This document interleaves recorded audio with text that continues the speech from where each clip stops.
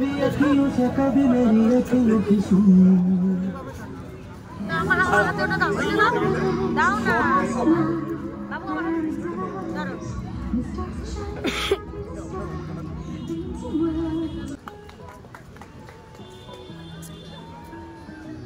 होठ में छुपके देख रहे थे चांद के पीछे पीछे थे।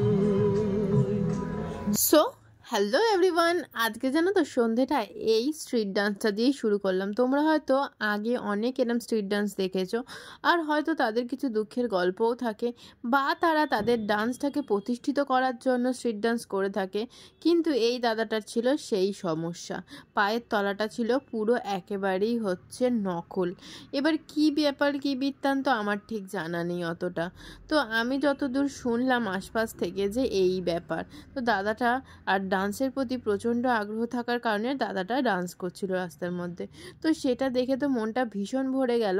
আর তারপরে যখন এলাম এখানে, এইগুলো দেখে তো আরও মন ভরে গেল। সেটা হচ্ছে এখানে আমরা নৌকা চড়বো এই কথাটা শুনে। তো তারপরে দেখো নৌকাটা চড়ার জন্য এসে যেতে লাগলাম, কিন্তু এতটাই ভিড় ছিল আজকে, দেখেছো? ভিড়ই ভিড়। তার কারণটা ছিল আজকের দিনটা ছিল সানডে। তো সানডের দিনকে না একটু ভিড় হবেই। আর এই নৌকাওয়ালাগুলো সেই সুযোগে একটু আমাদেরকে কি আর বলবো, বোকা বানিয়ে দিল। জানো, এখানে নৌকায় হচ্ছে একজন পার্সনের হচ্ছে 100 টাকা করে নেয়, আর এখানে আমাদেরকে নিয়ে নিল কত জানো, 550 টাকা। আর আমরা গেছিলাম মাত্র 4 জন।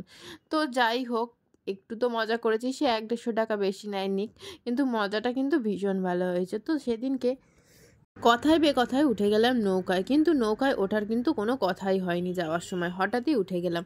আর এখানে দেখো, এখানে ওঠার পরে না এই লাইফ জ্যাকেটগুলো পরতে হয়, না হলে নাকি জলে পড়ে যেতে পারি। তো আমার তো কোনো সমস্যা নেই জলে পড়ে গেলে, তার কারণ হচ্ছে আমি তো সাঁতার জানি। কিন্তু সাঁতার জানলেও এখানে নাকি এটা পরতেই হয়, একেবারে ম্যান্ডেটারি, না হলে নাকি পুলিশ ধরে।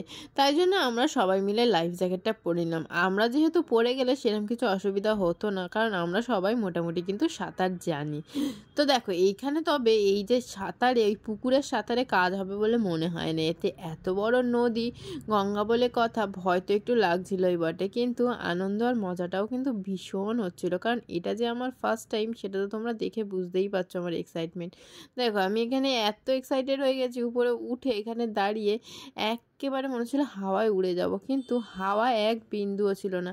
কিন্তু হাওয়া হলেও আবার ভয় করতো যদি নৌকা ডুবে যেত। কিন্তু যাচ্ছে দেখেছো কোথা দিয়ে, একদম সাইড সাইড ধরে, কিরম একটা লাগে যেন। আমার না একটু এক্সাইটমেন্টটা একটু বেশি ভালো লাগে, বেশ আমার একটু ভয় লাগবে, মজা হবে, বেশ মাঝখান দিয়ে নিয়ে যাবে। ও বাবা, সে দেখি সাইড সাইড দিয়ে নিয়ে যাচ্ছে, আমার তো মজাই হচ্ছিল না সেরকম। তারপরে দেখি মাঝখানে নিয়ে গেছে, তারপর সেই আনন্দ তো আমি শুয়েই পড়েছি। আর পিছনে দেখো কে বসে আছে, ও তো দেখে অবাক হয়ে গেছে, কি পাগল হলো নাকি। আর সত্যি বলতে কি, সেই দিনকে আনন্দে মনে আমি একটু পাগলই হয়ে গেছিলাম।